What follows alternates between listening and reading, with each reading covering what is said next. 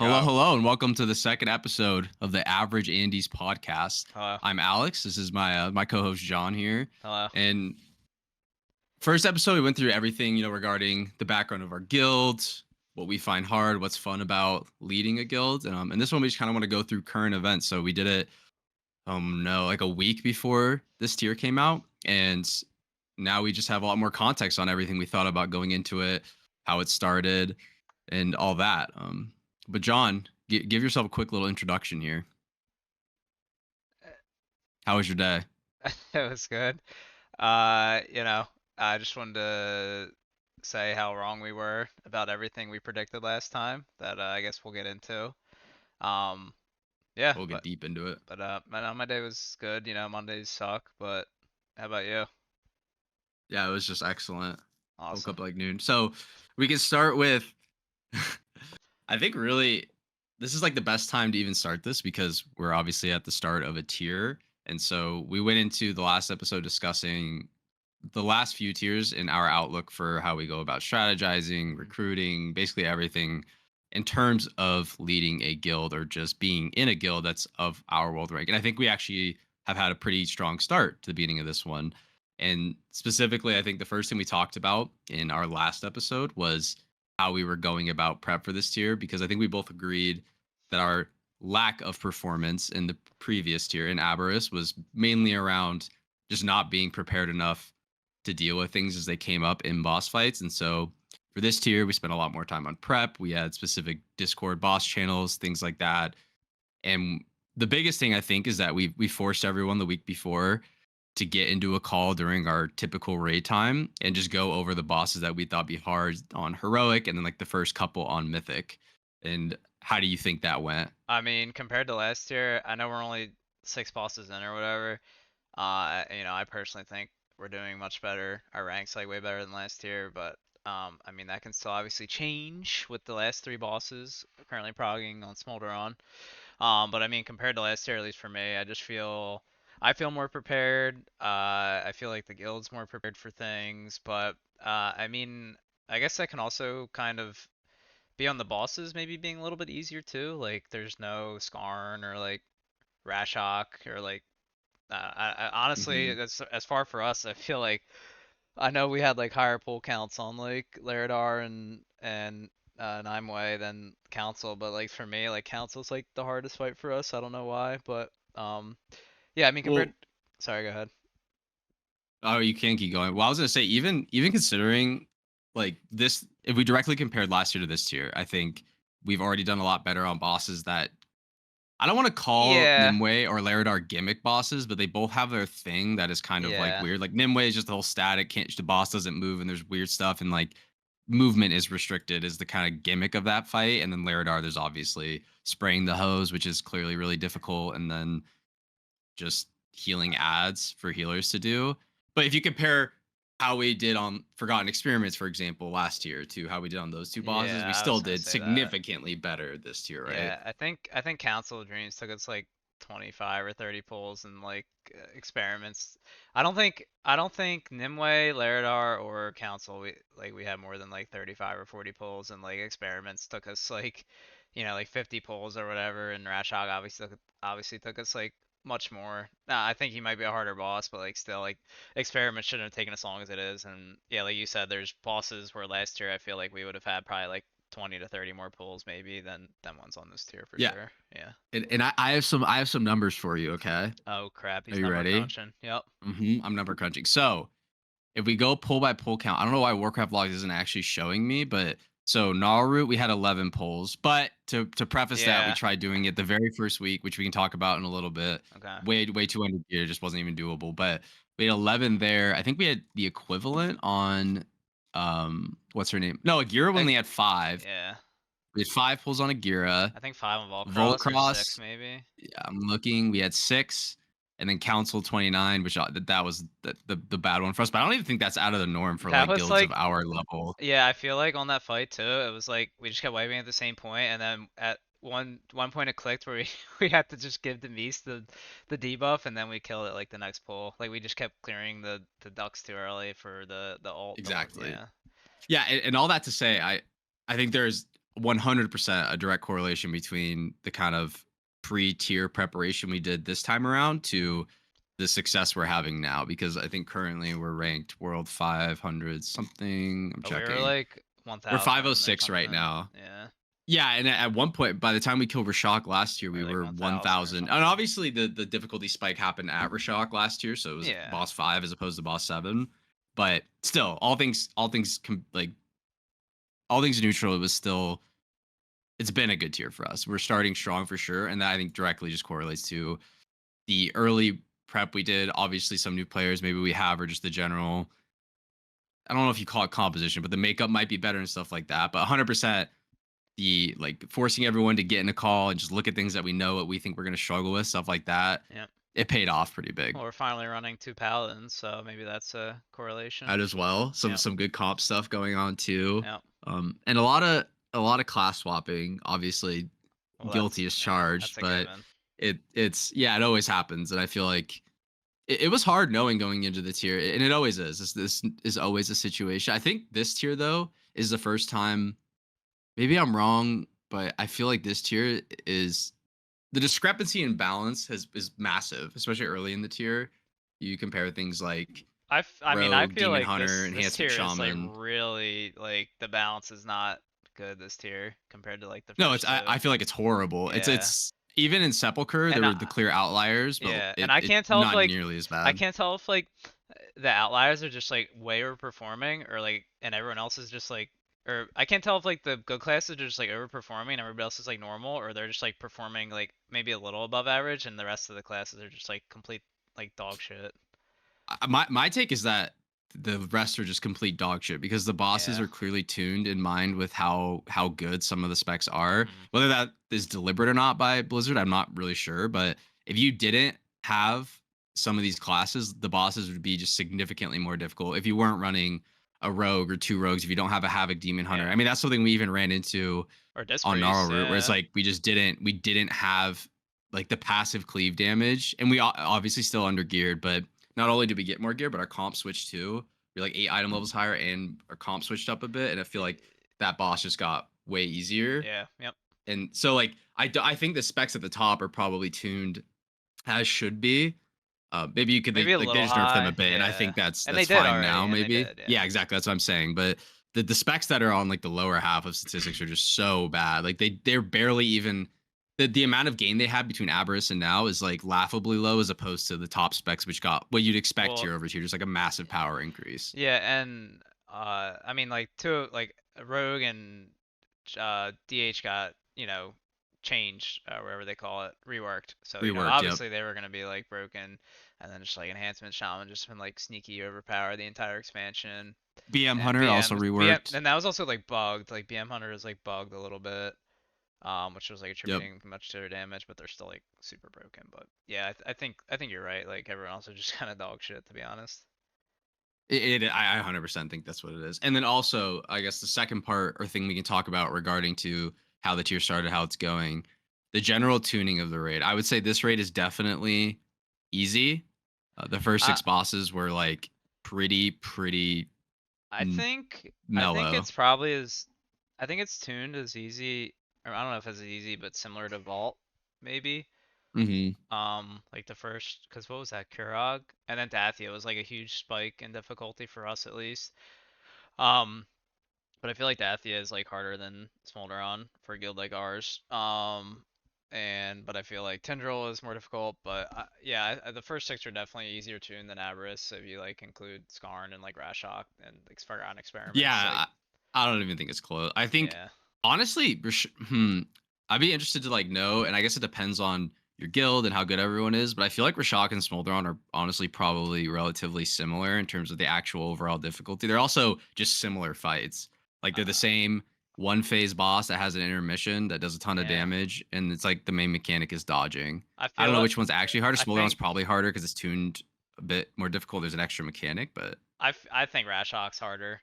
Like the amount of like HPS you need to do on that fight is just insane. I just don't think Smolderon is like there. I don't know. yeah, and it was the kind of damage it did too. Like it was just Yeah. at that end you needed everything and Yeah. stuff. But honestly, the fights are very similar, right? Like Yeah. the pacing of the fight is the exact same. It was the same thing with Rashok and Smolderon both damage amp throughout the fight. Hmm. Not for you, but for the boss. He Yeah. progressively does more damage after each intermission. It's a you dodge a bunch of waves like lava waves. Actually, pretty unoriginal. I think Smolderon's a cool boss, but I also thought Rashok was a cool boss. But they are kind of like I think shockingly Smolderon the is same boss. awesome. I love the intermission phase. It's like so cool to me. I don't Yeah, know. it is. I didn't know how I'd feel about when I was playing DK. I knew it would. It actually ended up Unholy is actually really good on that fight because you can hold cooldowns for the first intermission. Ends up being really good, but it's fun. Like I know on Demon Hunter, I have to delay the orbs as long as possible because I either have to hold and lose a Oh cast yeah. of Yep. like Essence Breaker. That kind of stuff in a fight is cool, and like learning that part of it. That's what makes like progression fun. I feel like as a DPS player, so I agree. Smolderon is cool, but I think overall general tuning of the raid is pretty easy. I know. So we're on the first wall that will probably take like upward close to 100-ish pulls. Luckily, it's like very rapid. You chain pull and stuff like that. But Yeah. we're at the first barrier, and then Tindril is obviously the massive, massive step up in difficulty. And it did just get. I Which don't they know they what they the nerfed nerfs end it. up being. Like I don't know how significant they are, I saw or if like it'll still mixed be a things. really I hard saw boss. people say But it was like dead now, but those were also people in like World 10 and top like 20 guilds or whatever, and then other people say like these nerfs don't mean shit. So I don't know. I'm sure it's yeah, still gonna be I like a really hard fight when we get there.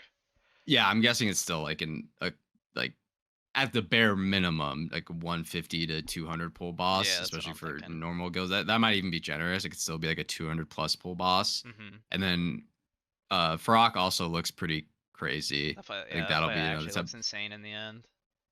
It looks like a cool M boss though. It's not. There's not really any downtime. The only time down is when he like jumps up and leaps back down. But it's a pretty like, as we say, high octane, fast Dude, paced that fight last where 50% is extreme octane. Like yeah. I mean, I'm sure we'll kill it before like I mean, obviously we'll kill it before like the world first people like kill time into the fight. Maybe it's like a 10-minute fight for us instead of like an 11-minute fight for them. But like the last like 20 seconds of that fight are just absolutely insane. Like the smallest like positioning mistake will just decimate your entire group. So I'm definitely Yep. looking forward to that for sure. I am too, and I think this is a cool tier. It's like a very good Hmm. raid. The boss fights are fun. They I look cool enjoy too. that it's Yeah. not super. Yes, like the them like visuals are cool. The boss fights and the mechanics are unique in between different bosses. Even like Nimue, which could have been like super cheesy or gimmicky, is I just a like pretty that fight. straightforward. Yeah. You are contained a bit, but it's like not really that serious. You can cross lines. It's not really the end of the world at all, and they drop super quickly, so not super punishing. I like that up to the point. I think there's a good difficulty curve in this Yeah. raid, which is Yeah. fun because it feels good to be like, oh, we're 6 out of 9. We're already 2/3 of the way through the raid, even though in reality we're probably not even halfway because of the last three taking quite amount of time. But still, I think overall raid tuning great. It's been fun to do so Yeah. far. But and we can talk about this completely from our perspective. So, a 2-day guild that does do an optional heroic raid on Tuesdays. And there's a bit I want to unpack here, but just loot distribution in general. So they nerfed obviously how quickly you could get gear, and I think the biggest impact for me, or where I felt it the most, was this week when we got our third spark. It Oh just was yeah. not worth using. But overall, what do you think? How was the pacing of getting geared felt to you I so far in the raid, I mean and from like the raid general perspective? I guess compared to like when we had Valor, it feels really good. Compared to last season though, like you said, you have the spark and you're just like, oh man, I'm already like out of aspect crest. So I mean, I guess I was spoiled from last season, but definitely it's still really good um compared to how it used to be. I hope this is like the thing they use going forward for sure. As far as raid loot, I don't really think that's changed much. What do you think about raid loot? I don't think it's really changed. It's been kind of status quo for the last few tiers. Well, I guess this expansion when they technically brought Master Looter back, there's no like personal loot anymore. Hmm. But I mean I personally prefer that. I know a lot of people like don't like it, but I like just being able to like gear somebody up super quickly and or like gear your best player or whatever. How do you feel about that? Masterly, I do think is good. It's nice to be able to actually allocate where things go. In terms of overall gearing, the only big woe I have is that I feel like there is no there's no banger trinkets for me from Mythic Plus besides the branch, which while it is a very good trinket, is not fun to use at all, and I'd rather just not ever use it in raid.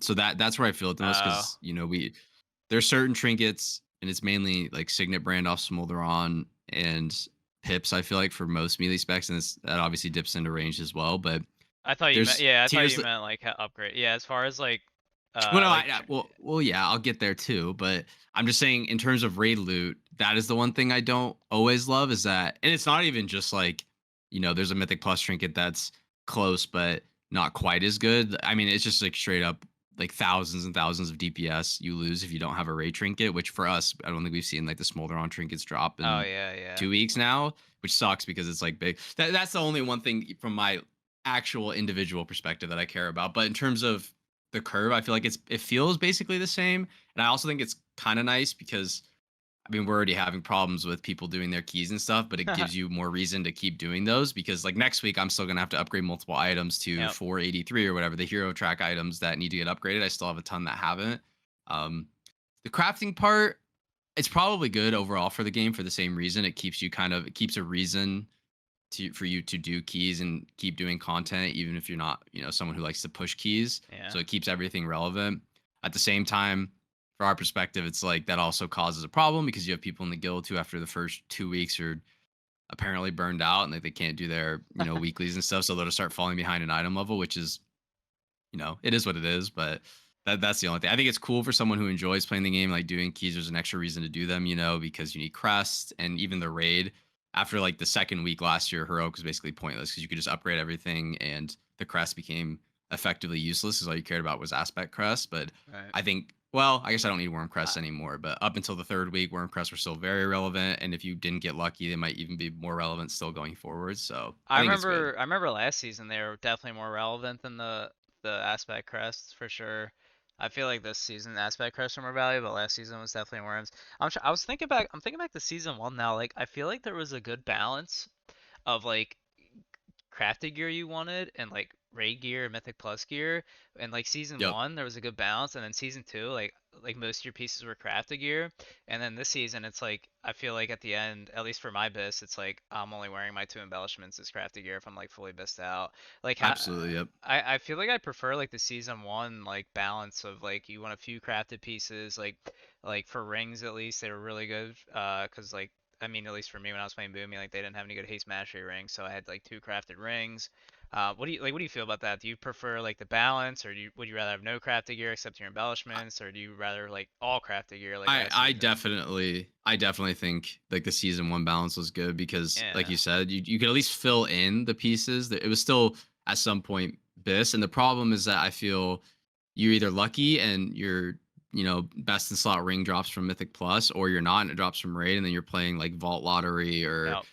boss drop lottery because the best is obviously going to be on Mythic, so it's on the myth track. But depending on how often you're reclearing, whether it drops, it's just much more few and far between. So I in season one, you definitely could just get more efficient pieces by crafting. And now I don't even know if I will craft another piece that I'm going to actively use because the only thing I need is like shoulders, but Yeah. they're just going to be a lower item level, like significantly than just getting something that drops in Mythic, or Like from the even vault or upgrading something something. from Mythic Yeah. Plus to 486 is the same. Instead of me dumping 60 aspect cross, it's like 30 to get it Yep. from Yep. whatever the last two upgrade levels are. So that's where the balance is maybe a bit skewed, but probably just depends on who you are, whether or not you like the idea of crafting. And that was the other thing. I'm almost positive it was less expensive to craft with Ye- aspect crest last year, right? It was four total, or Um. was it five? No, it was 4. Yeah, so that would be the equivalent of 48 crests, and now you have to spend That's 60 true. aspect Yeah. crests to get. So it basically it's 12 additional a mythic plus dungeon worth of aspect crests you have to use to craft, but at the same time they're not as powerful of items because the item level is not at cap. That's true. It was more in season 1 though. Remember you had to get like 10 of those like primal things, like from 16s or whatever. Yeah, but those You got you like could one per spam. run. Yeah, I mean, yeah. Yeah, Like but there was no you cap still on only got a those. spark every other week or whatever it was for the first 5 weeks, and then Well, yeah, but you still could always use that spark because you could spam. I mean, it sucked to yeah, I farm mean, all of yeah, them. that's You're true. right, but Yeah, for a main, it wasn't a big deal because you were just you already were just doing getting keys to them. farm Yeah, stuff, and it was the first. It was the first tier of the expansion, so you weren't going into it with like raid bis from the last tier that was harder to replace with low item level stuff. Like everything was an upgrade from Mythic Plus at the yeah, beginning of the expansion because we're in loot we greens and farmed blues and from shit. Yeah. rares. And what Yeah, was the and item level for the crafting gear in season 1? 418. 48. Okay, so it was less than like mythic rate stuff. Yeah, but only Yeah. from the last 4 bosses, right? So So, it oh wasn't yeah, as because they obtain didn't have like, because yeah, they didn't have like myth track and stuff in season one. It was just even the like very rare drops from so like council, what was like that called? the, Whispering Incarnate yeah, icon was that was like 421 and 421, stuff. right? So Yeah. yep. So crafting gear, I think definitely this is its worst tier, Yeah. but I do get where they came from because it was so easy to just insta loot or Yeah. insta gear. Oh yeah, I Last mean, year, you if just you, yeah, if after you the like, first 2 weeks, you were if you made an alt and had gold like later in the season and like had the, I guess the willpower to just like spam 116s, you could just have full, like full crafted bisque gear in like a few days yep, played, I guess. Yeah. So. which was kind of cool. But yeah, overall, I think we both kind of agree. It's been good. The gearing curve is good, and now our average item level is basically 480 as a guild, Mhm. which is pretty high. And next week it'll probably go up to like 483, 484 with the extra crest upgrade, everything, Plus and we get the helmet drops you get from enchant next heroic. And week. yes, which will also be big. And I don't I personally don't love stuff like that, even from our What do you like mean? You love Wrath ranking of the Lich perspective. King. You love the buffs over the I don't like weaks. the bot. No, I do think they're already gonna nerf the raid, and you knew that, and now you're getting this extra throughput thing, which I feel like is kind of cheesy and kind of early. But that's just my It perspective. I is a mean, little early, I feel. Yeah. yeah, I don't know how big of a power gain it is. I know it's not that big individually, but obviously when 20 people in the raid are running it, it's gonna be Yeah. noticeable. Yeah. So I feel like it is still a little early, especially considering how. So we get to Smolder on, which is supposed to be the first check, and then We're just gonna the roll next over him, week yeah. we're just gonna have like the damage output's gonna go up a ton overall for the raid, just because we all have this helmet enchant that I don't love stuff like that, but Yeah. I know some people It do. is a little, it is a little early, I agree. It'd be cool if like, I don't know, it was like, oh, I guess they gotta like, I don't know, they gotta speed it up. Friggin' Faded's probably coming out in like April or something, or May. I don't know. Yeah, I mean it better. But okay, so yeah, overall in terms of loot distribution, I think we both agree is good. Mass loot's a good thing. It's fun to be able to allocate, or just efficient to be able to allocate where things go in your raid, and overall makes it easier from an actual progression standpoint Yep. to get people the things they want or need. Um, the next thing is now we're what week of is was it the third week of the raid this week, or was it the fourth? I don't really actually remember. I can't remember. Let me see We the had 3 sparks, calendar. so it had to be. We got 2 the first week, right? Well, you got one. You got a half the first before the raid came out. Um, the raid came out on the 14th, or no? Yeah, right. So it's been one, two, three. This will be the fourth reset coming up. So yeah, so we are in the third week. It'll be the fourth reset. Yep. Yeah. So we're that late in. So 3 weeks into the patch, 4 weeks into the patch, 3 weeks into the raid, and we lost I think 2 people already. And in terms of, and really it wasn't. I mean, it just came down to we have a large roster, which I feel like happens. I'm assuming is a pretty common problem for a lot of guilds going into a tier because Yeah. the most the recruitment More community so is much into more an active expansion, early. I feel. More so into an expansion, Yes, but definitely into a tier as well. and I think both were just lost to the fact that we have a big roster, and unfortunately, you can only fit so many people in. And even more importantly, because of how things are balanced this tier, specs are balanced this tier, it is difficult to fit some specs into your fight, at least in good faith, unless they are just the best. Like they are so good at what they do, just absolute blasters on their spec. It's very difficult to justify bringing some in over others when you know you're just going to lose. Unfortunately, like 40k DPS on a Yep. boss Yep. because the spec is just bad. Um, and that kind of sucks, but also is the reality of if you want to have a healthy roster that has people to make up for when people aren't there, also to have diversity in composition, you're going to have to recruit pretty heavily to be able to meet those needs. And at the same time, obviously you can't expect people who aren't getting, play time on mythic fights to want to stay. I think it's like the most reasonable thing ever to want to leave because you're probably not seeing a lot of play. Yeah, and a lot of it, it's like you said, half the time it might not even like be, uh, because of your spec. It might just be because of your spec. Like, you can't like justify you might be a really good pumper, but if you're doing 40k less DPS than the best spec on like a mythic prog fight where damage is important, it's just kind of hard to bring you in sometimes. Yeah. And it does. And I think that's honestly where there's like people at the top end who always pair the same thing where it's like, unless you're a world top like 50 guild, the specs you bring don't matter. But and maybe that's true. Like, yes, you can kill the bosses with it, but it just straight up makes it easier if you bring if the players you have are all at least decent, like right now, bringing an assassination rogue over, say we had like another rep paladin or something. I don't know. It's just not even going to be close, right? You're just Right. basically losing out. Even if they are significantly worse than you on rep paladin, they're just still going to gap you in DPS, Yep. and it's just a reality. So it sucks when things aren't tuned well because you sometimes don't have a choice about who you bring. You obviously have a choice, but you need to be considerate of the 20 people's time or more. In our case, like 25 or whatever it is now, and you want to progress as quickly as possible. It's like the aim of being a cutting edge guild. I feel Yep. is like improvement and also just clearing efficiently. So it does suck when even if you know that person's a good player, they're just not seeing play time. And again, I think it's completely reasonable to be like, I'm not. I don't really want to stay because I play the game to Mythic Raid, and if I'm not going to get play, then you Yeah. find somewhere else that probably needs you more. Yeah, I mean, I feel like that about our warlocks. Like, they're both like really good and like probably equal, but it's like you're only like bringing one warlock this tier, right? So it's like a good Yeah, example for sure.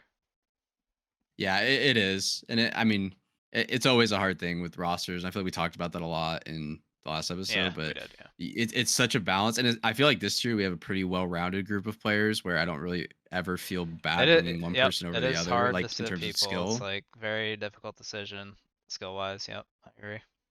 So honestly, for us, it's a good thing when classes are just tuned out of whack because it's like an easy cop out. Like, well, hey, the assassination rogue does like 400k DPS and you Your do dog shit, 200k. Sorry, buddy. Sorry. yeah, yeah. It's like that's kind of how it goes. But it does suck from you just being a player and such. Like you just, I don't know. You're at the mercy of like the tuning knobs of whether or not you're gonna see a lot of play if you're in a guild that has more than literally 20 people who show up each week. So that does kind of suck. But I don't know. I guess kind of a side note. Yeah, I mean, and it does. Um, I'm sorry, I just lost my train of thought. Continue. That's fine. How do you feel about this? Was kind of more related to what we talked about before, what we just talked about, but the legendary aesthetics, power level, acquisition. What are you thinking? I think it's lame as shit because I don't have one yet, so There you go. that's what I think about that. If I did have one, that would be really awesome. It's like a 12k DPS increase or 10k, and then they buffed it, so I think it's like 12k now. But I think it looks cool. It's definitely cooler than the last legendary they had. Um, I mean, I haven't used it yet, so I don't know how practical it is to use. I mean, I'm sure it's fine, but as far as aesthetics go, I think it's cool. I don't agree that it should have been like a strength legendary. I think it should have been like a caster legendary. It's like a freaking druid tier, and they didn't make it like a caster legendary, but whatever. But I mean, as far as aesthetics, it does look cool, and I don't think it's as cool as the jailer's weapon, though, to be honest. No, I don't. Hmm. I think it looks way cooler. I think It Gavel definitely looked looks really, really cooler. dumb. Yeah, it looks dumb as hell.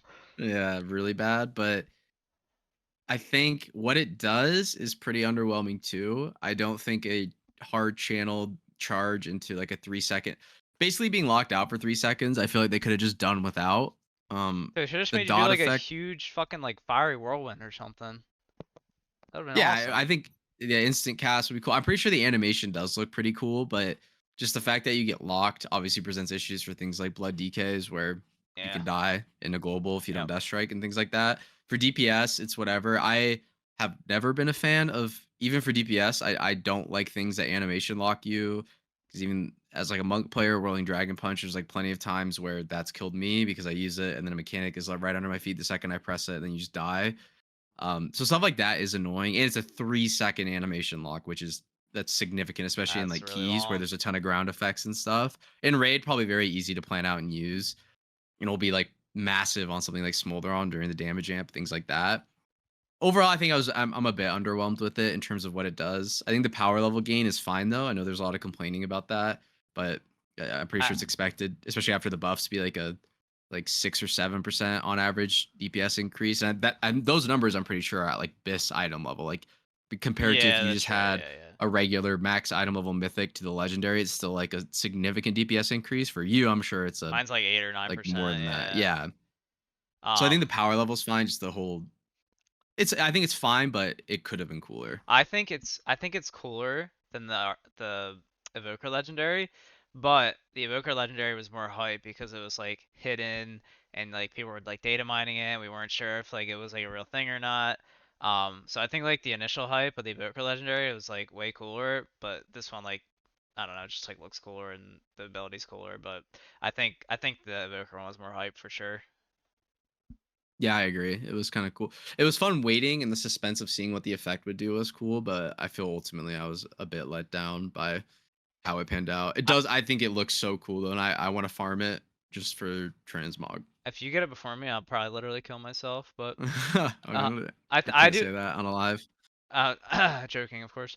I hope they continue doing this though. Or I mean, I guess you have to like stop after a certain point, but I don't know. I think it's kind of cool. It is, and I also agree it probably should have been a caster, like even druid only legendary would have just made That would more have been sense. But awesome. Boss is big dragon who has a fire axe, Dude, so because they could have like strength just you been just like get a a fire staff. axe. They could have just done a staff. It has like Agi in on it, right? Could have. Like, Yes. whatever, man. Anyway, Yeah, that'd be harder because it's harder to make effects that work good for casters and melee. But yeah, it's fine. And legendaries are cool. It sucks when you're not the one who gets one, but you know, yeah, whatever. it is what it is. Yeah, and I guess going into the last two, even with the nerfs, and not to be completely redundant because we did talk about it, but how smooth for us, our skill level, and what we're working with now, do you think Tindril and Farok will go? Which one do you think will be harder? Tendril. That's too. Come on, man.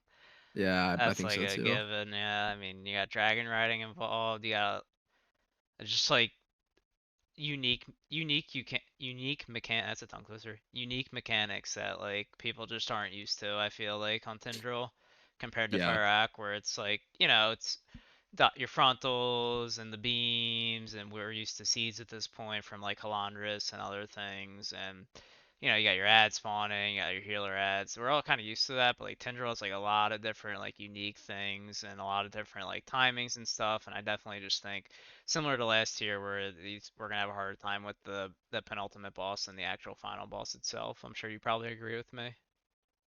Yeah, I do. And I especially because of what you said, I think the mechanics on Farok are just the mythic version is just significantly amped up, but the Hmm. fight in general feels or looks to be the fundamentals are still there from heroic going into mythic. It's just a lot more and a lot more punishing. But Tindril is just a completely different fight on mythic, and whenever that happens, I feel like that's where just going into it without really knowing or having seen a bunch of stuff before just will cause a lot more natural Yeah, yeah, progression it's like a stumps. wildly different fight than heroic, and like just so much more coordination is needed. Like I bet you if we went in there today, like people would like expect that you have to like master the spell, and you can't do that on mythic. So yeah. Exactly. They wouldn't even know you couldn't do that. You actually had to stagger the thing. It's just a yeah, way different fight. So I totally agree. I think Tindril will be the hardest. And maybe we can even do this. What do you think the pull count will be for Tindril for Coffee O'Clock? Real question to your question: will they nerf it again while we're progging it? That's a good question. Very hard for me to answer because if the nerfs they just did are significant, then I I no, think they'll touch it up again, but probably, but which not. could suck. Yeah, that's what I was gonna say. Like Kel'Thuzad situation we had where they like changed it like the night we were about to kill it or whatever, and we had to like relearn the whole Hmm. fight basically. I feel like they're gonna touch it up, but it might be like something like an HP reduction. But as far as pull count goes, um, probably like two to 220, 200 to 220, maybe something like that. I was gonna say the same thing. I think still over 200, Yeah, unless there's something about the nerfs I just don't know. But it just seems like a very difficult fight, and it's short in it timer, is. It's like but the six what? phases 6 minutes? yeah, the phases just get progressively harder. So it's one of those fights where you learn the first one, but you can still easily wipe in phase one, and then you get to second, you're learning a ton of new stuff, and then phase three is like really hard.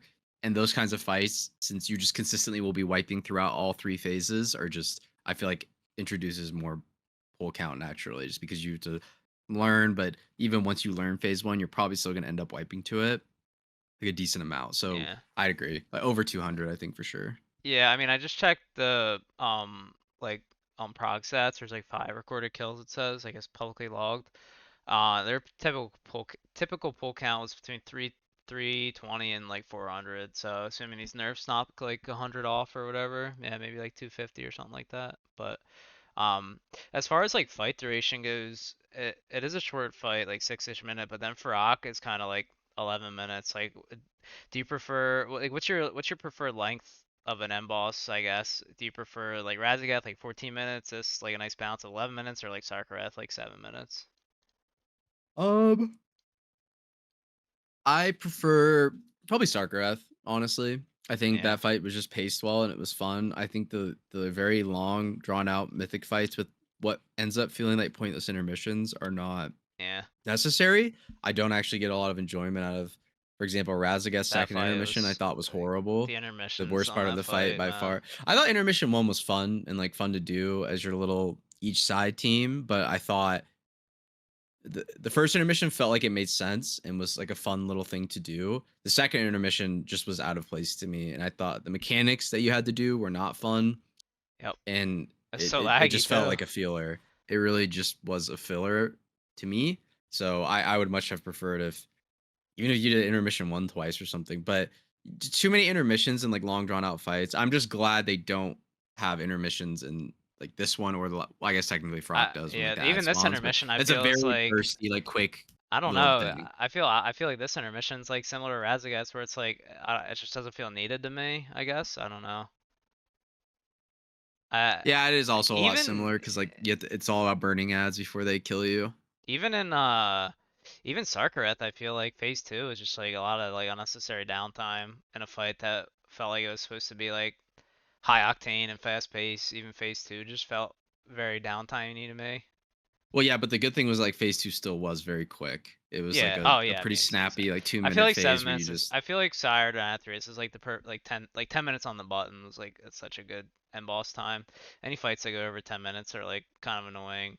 Especially if they're like not end bosses. Like the fact that Council of Blood was like a 12-minute fight and Stone Legion Generals and stuff. Um, I mean I'm fine with Parax length, but yeah, I think I'd prefer Sarkareth's length to um like this one, I guess. yeah, I probably would too, but at least it's not a Sylvanas situation where there's actually eternal intermissions that are Yeah, that completely was so useless. bad. So Yeah, bad. that was very very bad.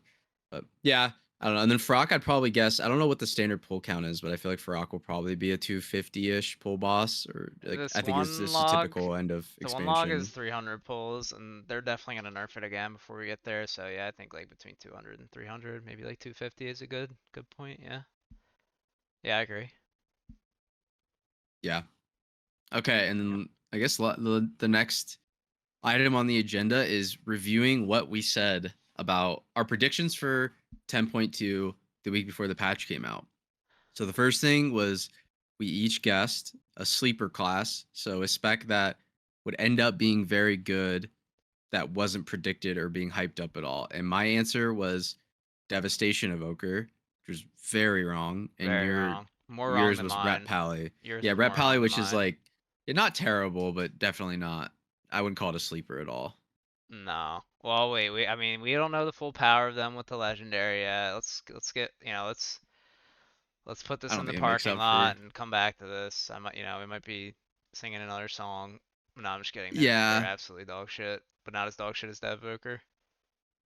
yeah, I know far the worst so far, and it wasn't even good in Vault in the beginning. They got buffed and it made it good, but Yeah, Dev Evoker is just performing dude, that horrendously, and that could be in part of two things though. Like I mean it's obviously all most yeah. good players are playing augmentation, and Dev is just not as strong. But I think it's pretty clear cut that it's just not worth really I, bringing. yeah, I don't even know. I'm sure Dev is actually probably better like DPS wise, but I mean you just bring an Aug and people bring Pallies over Devs just because of like raid buffs and stuff. So Yeah, dude, Dev had that just one like what 1 2 month period and 10.1 to 10.15 where they were just on top of the freaking so world, good. man. Yep. Yeah, it was very fun to play too. And also augmentation, I think after the nerfs, everyone was expecting them to just not really even be worth playing, but it then came out that the nerfs weren't really that big. It was actually just the hooks in Warcraft, like in Yeah. logs being broken, which in turn made them appear significantly weaker. And I was actually watching a clip. There was a discussion between like Max and the Echo guys, and I think Dratnos was on there too, of course. But and Max talked about how they tested AUG, and even after the nerfs in PTR, he said that it was like a still like a 40K overall increase to whoever they were buffing, or and it was like a significant rate increase. If but that came with like the level of precision from something like a world first Oh augmentation yeah, evoker we'd who's never get actually that. always Yeah, buffing the the correct right person at the person. correct Yeah. time. Maybe not always, but as close as you really can get humanly to doing it.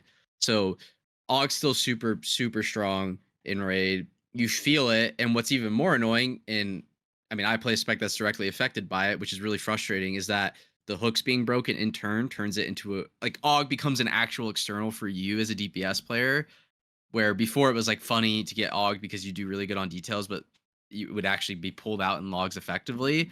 Now there's a bunch of specs that if you don't get Auged, your damage in logs looks lower than it actually is, Yep. um, which is a stupid issue to have. It's obviously all like community or like self-inflicted. Like no one really cares when you if you I mean, really you want to just get down can't to the like nitty gritty of tell like parsing and what's stuff. what good thing how good things actually are. I don't know. Yeah. And it just feels bad. It's like the same thing as playing a PI spec and you just don't get PI because maybe you don't have enough priests to get it or whatever. Yeah. And you're on one of those specs, like Unholy DKB, a great example of where it's so good for Unholy still that when you don't get it, it's just bad, especially if it's a boss where you don't lust on pull. Unholy without lust and or PI is probably the least fun spec in the game. Like your ramp is horrible, and you're just gonna do way worse. And then now Og kind of turning into that, where it's the hooks are broken. So apparently damage also just disappears in logs. Like I think I That can't shouldn't remember be who it was. It's probably happening. like a Tettles video, but someone like pointed out, and there's a whole GitHub page about Og and all its problems, but it's not only not getting attributed to the augmentation. There's damage events from the augmentation buffing someone that just actually go into like the ether. Like they just disappear. Like it's a blank damage event on Warcraft logs because it can't decide who to allocate it to, so it just doesn't show up at all. Which is like also insane that It's just like missing. logs are It's just literally gone. not Yeah. showing. They're not showing the actual damage you're doing to the boss because it can't accurately dictate where it came from and who it went to and what it hit. So it's I don't know the technical reasoning behind it all, I'm. but Do you think like I mean they like the devs have to like know what the damage it's doing. Like I'm sure they have like advanced logs that they can like see all that stuff, right? Like they have to. no, because I mean they're the You think ones. they just use the It's same shit? Like they they do because they told, or at least the way I've been from the content I've been digesting and consuming recently. They specifically told Warcraft logs you don't need to worry about augmentation because we are going to create hooks in the combat log that will directly allow you to pull the Aug's I guess damage as yeah, you do it's the any same DPS. combat logs. So Yeah. it's a thing that exists in World of Warcraft's logging functionality, not something that Warcraft logs does on its own side. And Blizzard is responsible for those hooks that are taking damage out of people's spells. And obviously, it was never going to work for things like Ignite or Havoc's Soul Rend, which is an accumulated damage effect. That's not like a static. You hit this hard, it puts a dot this much. It's like it cycles through the damage and it refreshes and adds on. So it's way harder to do that easy calculation. But it's completely broken in logs right now, and it still is. There's just still a ton of damage that doesn't get associated to the or attributed rather to the augmentation evoker, which causes this whole like mess of what's actually going on, how much damage the group is even doing, since some stuff is just going dark and not even getting put into the log. Yeah, I'm like my main concern is are they gonna do like more tuning or they just not because like they don't know what's actually good I and I do think they know that. I think they know that AUG is stronger than people perceive it as, and that the specs that are very high up on Warcraft logs are also keeping damage from the augmentation. yeah. Because even like Havoc's nerf, I think some people probably were upset about because they don't feel like it's enough. And Havoc is still very strong, especially in AoE. Like in Keys, it's still probably the Oh, for overall with what it sure, brings best yeah. DPS spec. But it I think they know that it's not really as good as someone who goes and opens the 90th percentile statistics on Warcraft logs. It's not actually that far ahead of like Enhancement Shaman and Or Demo Lock and Rogue or stuff like whatever, that. yeah. Yeah. And all those specs that are at the top are keeping damage from augmentation. I think Blizzard does know that. Yeah, I mean, they still need to like touch up a lot of the bottom classes IMO. Like they did one Yeah, round of absolutely. tuning and it's just they give priests like a 5% buff or whatever it was, like Shadow Priest, like and what they do Windwalker Monk 6% or whatever it was. Yeah, It's just like 6% aura so. buff. Yeah. I don't know. I guess they're just like on to the next expansion at this point, but it just like feels bad, man, for those fucking classes for sure. Well, yeah, like the gap between the best, and it's just like the very top performers are just way out of line. But in the middle, I guess it is okay. But then you get to Like the bad are like the just bottom like we said quartile is earlier, the just bad classes horrible. are just dog shit. Like just Yeah, so bad. Yeah. yeah. I mean, like Windwalker's 14k DPS behind like the middle of the pack, and it's Yeah. 57k behind the top performer, which is just That's just egregious, man. yeah, it's just like ridiculous amount of imbalance there. But yeah, it's whatever. And I also You think know what class is under Windwalker though on all bosses augmentation and dev. and Rat Pally. Oh, is it now on all bosses? Yeah. Mine It's doesn't say actually that. 95th percentile. Oh, I'm doing 90th, but Okay. I mean, yeah, it's barely behind. Yeah, Yeah. it's just yeah. Anyway. Well, I wonder if I flip it to like one day, if it's even better for Windwalker. I don't know. Surprisingly, it's worse for Windwalker. I don't know Huh, why, that's but interesting. maybe more people re-rolled or something. Yeah. But yeah, I think overall there does need to be more tuning to the lower half to bump it up to be viable. Yeah, It for also sure. sucks because you're progging these hard bosses, and it feels like a lot of the specs that are good were just they're not only tuned well, but they play the fight so well with how their damage profiles work. Those getting nerfed also sucks as a like guild who's progressing later than world first guilds because they have all these tools available, and then like you go into it, and now these specs are doing 4 or 5% less damage. It just makes everything kind of harder. But nerfs compensate for that, obviously. Yeah. Yep. Absolutely. Okay. Next one we guessed is Race to World First, and we obviously both said Liquid Unreal. because we're Why from not? America, and Yep. those are our guys. USA. We had to support them. USA. But yeah, wrong. I don't think there's anything to talk about. They just didn't pull it out at the end. Echo played better on the last Yeah, boss. they It was really did. it was one of the coolest world first races. Though. I No, didn't that watch shit a was, ton of it, dude. It was good, but man. they were so close the whole time, and the last two bosses were so insane. So to watch them and how close it was the entire time was cool. And I think Blizzard did a good job like tuning the raid for world first Yeah, and having the knobs like pull it I back don't even now. really watch it that much until they get to like the last boss, and then like, man, that was just like, that was just going back and forth, like unbelievable. And yeah, I mean, like you said, Echo just, I mean, they just played better, right? Like, Yeah, just had a better they, phase three pull yeah, on Farok and killed it. yeah. But it was an insane like P3 prog race that they kept going back and forth. Very cool. Like very like similar strategies too. It was like basically Yep. just whoever has the Who could better do it pull at better? any given point Yep. is just gonna kill it, and Echo did. Yep. What was next? What did we guess? Next was hardest bosses, and talked about this a little bit before we actually started recording. But you said Laradar would be like really hard for us. It Yeah, obviously just it's wasn't. not. It was like Yeah. an 18 pull boss, or Was it that 28 little? pull No boss. way I it mean, was. Okay, yeah. it's 28, but still like Yeah, really it's not really bad. And the easy. fight was just not, yeah, not Compared to hard. the six boss and the last two tiers, like Kurog, which Yes, was like Skarn. 100 pulls, and Skarn, which was like 120 pulls or whatever. Yeah. Yeah, no, not at all. And then you also said Smolderon for Race to World First would be a very big wall. Ultimately, didn't end That was up not a being. wall at all. No, They because they had shitted on enough him. gear where they just beat the check, but still was like a 50, 60 pull boss, I think. Yeah, but that's So, because it was like not a joke.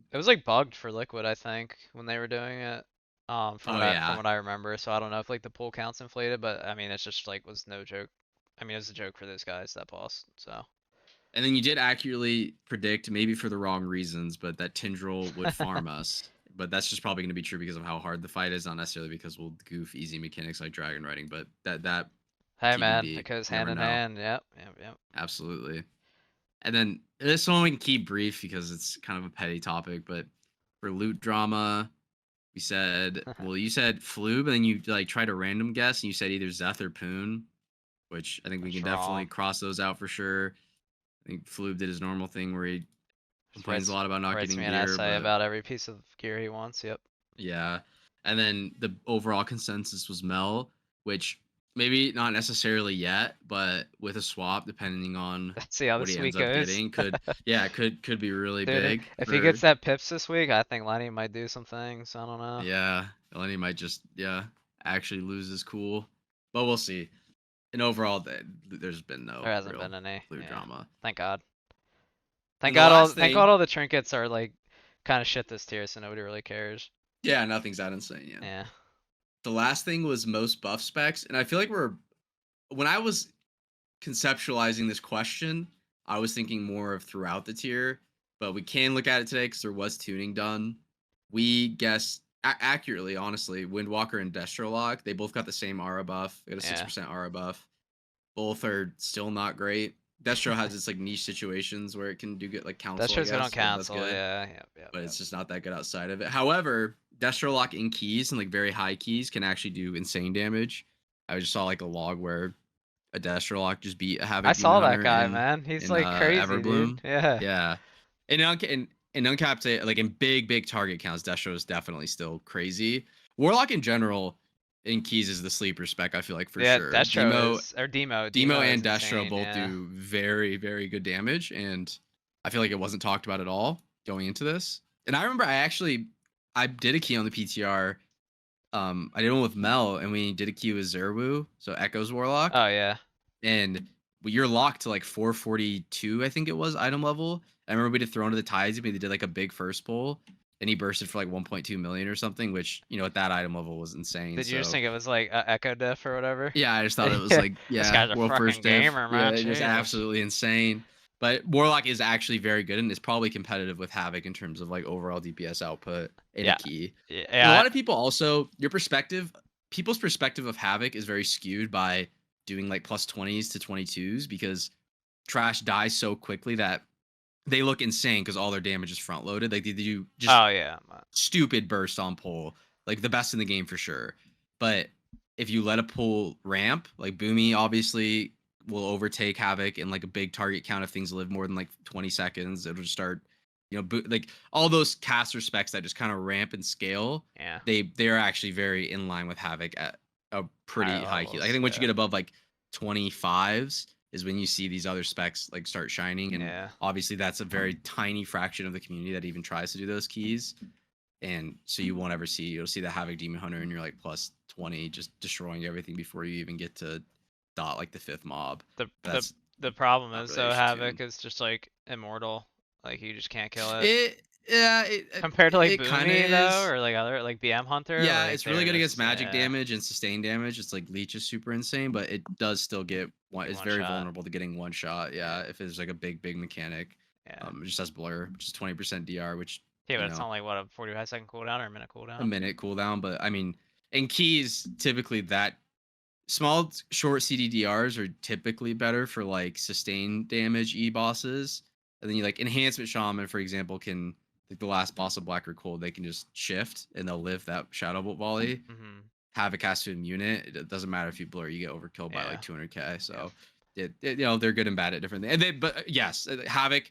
It's not just their damage; it's the buff they bring. They have very good utility. Like their stops are very insane.